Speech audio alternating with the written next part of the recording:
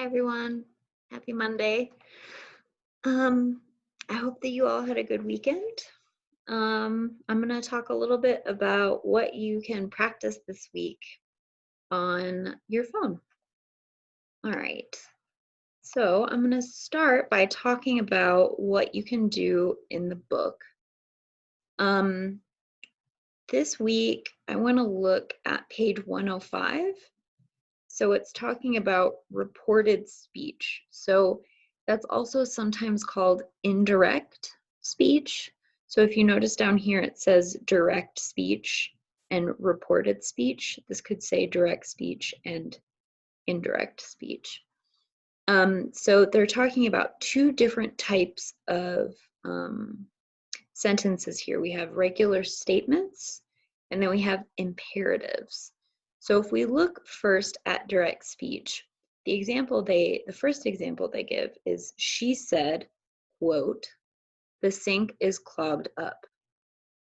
Okay, so this is exactly what she said. This is in present tense. See is. Now, if you're going to be using indirect speech and you're still going to tell us what she said, but not exactly what she said, you would say she said the sink was clogged up. So if you're using direct speech, you're going to use the present tense in that quote. When you use indirect speech or reported speech, you're going to change that verb to a past tense. Okay? So if we look at the example down here, number 1 says, Lena said, our kitchen sink is clogged up. That's direct speech. We have quotations here, the exact thing that Lena said. If we're reporting that speech or we're doing indirect speech, we would say Lena said that their kitchen sink was clogged up. So if you're doing present tense, when you report the speech, when you do indirect speech, it's in the past. If you start with the statement being in past tense, then you have to use the past participle, just something we haven't really talked about, okay? So let's just practice with, we're just gonna practice with direct speech and simple present, and then reported speech in simple past. So I have some exercises. Hold on, let me find it. This stupid thing. Oh, that's not what I meant to do. Hold on, 1 second. Technical difficulties. Okay, so I have this thing here that shows you if the phrase is in simple present in the direct speech, then in the reported speech or indirect speech, it's simple past. That's not what I was looking for though. This is it. Here we go. So this other exercise that I have, this direct speech in quotations here says he works in a bank. Works is in simple present. So when you write it in indirect speech, you would have to say, she said that, or she said he worked in a bank. And then you can check it. Boop. Check it's correct. Okay, so you have practice in the book and you have practice online where you can look at direct speech statements and then reported speech or indirect speech statements, okay? Then they move on to talking about imperatives. Now, imperatives, we always talk about how in English you have to have a subject in a sentence. So you can't just say likes to dance. You have to say he likes to dance or she likes to dance. In imperatives is, you can think of like when somebody yells at you, like, don't touch that. So they don't have a subject in that sentence, but it's still a correct sentence.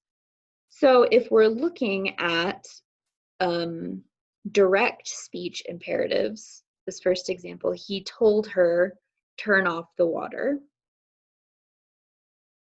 The reported speech would just be, he told her to turn off the water. So if you notice here, the subject, the verb told stays the same in direct speech and indirect speech, okay? So if we look at the example down here, number 1 says, pay attention to your drains. And then it gives you the verb that it wants you to use. So how do you make this into a reported speech or indirect speech? You would say, he told me to pay attention to my drains, okay? This one might be a little more confusing, especially comparing the two. Man, I keep accidentally doing that. Hold on. But there's also some online practice as well. So number 1 says mother to daughter, put on your shoes. So you would say, her mother told her to put on her shoes. This one, the teacher to me, you would say, my teacher told me to open my notebook. So it's important when you're making these sentences to make sure you get those possessive words correct, right? So this is open your notebook, but if I'm talking, I would say, not the teacher, my teacher told me to open my notebook, okay? As I said, this might be a little confusing. It's okay. If it's something that people need more practice on, we can do more practice on this on Wednesday, okay? You also have practice in your book. So we're now on Unit 8. If you look at Lesson 2, the grammar they have there, you can do 2 activities about statements and imperatives, all right? So there's so much stuff for you today. Page 105, there's the practice in the book. You also can practice in my English lab.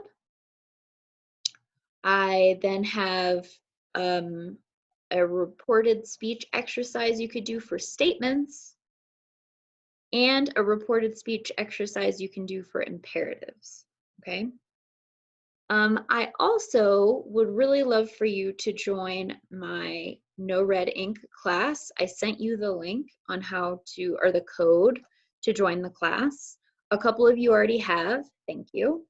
But there's a lot of stuff in here you can do. There's a quick write you can do this diagnostic to help me know a little bit more about what you need to practice. And then there's a unit on simple tenses that includes present, past, and future, okay? So go ahead and work on this week. If you have any questions, please let me know. You can text me the answers, you can post it on Facebook. I also am going to put a poll on Facebook to see if anyone would be interested in doing a Zoom meeting. So like we would be talking at the same time. That way you could practice speaking a little bit and we could actually talk to each other, which would be fun. So I'm gonna post that on Facebook. I'll send information about it in the email as well. So let me know if you would be interested in setting up a time to talk to each other online. It's really easy to do. You can do it on your phone. So I hope you have a good day and a good week.